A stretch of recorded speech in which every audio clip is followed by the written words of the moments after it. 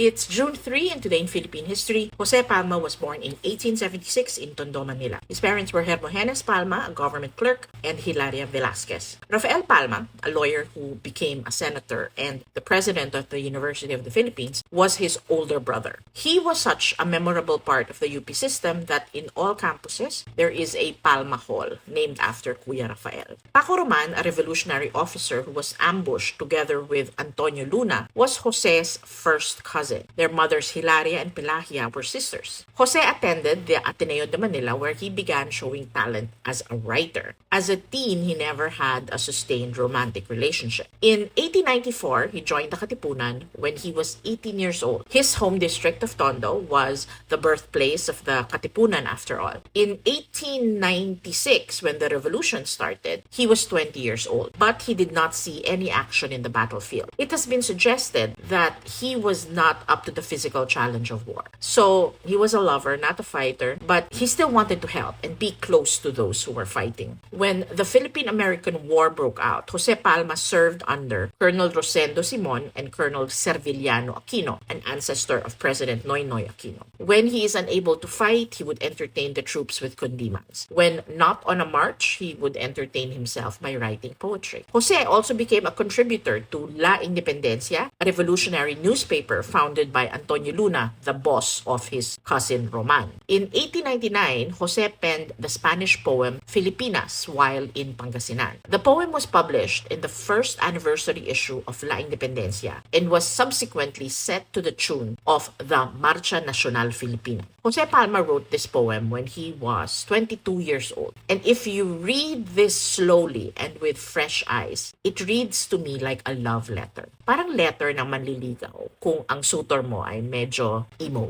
Basahin ninyo yung English translation ng Lupang Hinirang. Kasi yung kinakanta natin ngayon, medyo lumayo na siya doon sa Spanish poem ni Jose. The typical ligaw elements are obvious. The poem talks about how beautiful Filipinas is. Yung haba talaga yung buhok niya. It talks about her other attributes. Yung hindi lang siya maganda, she is the complete package. The poem talks about how she affects those around her. How she makes them feel stronger, more courageous, and better versions of themselves. Classic ligaw. Siguro ang pinaka medyo OA, yung line na ang mamatay ng dahil sa'yo. If someone says that to you today, chill ka lang, friend.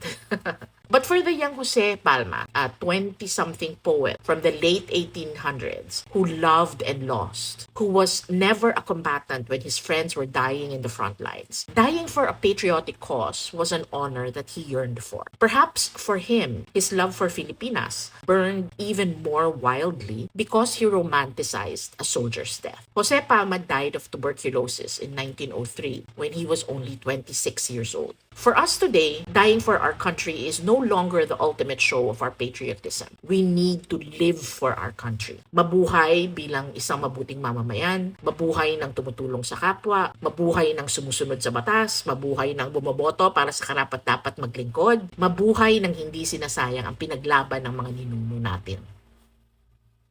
O diba? Meow meow.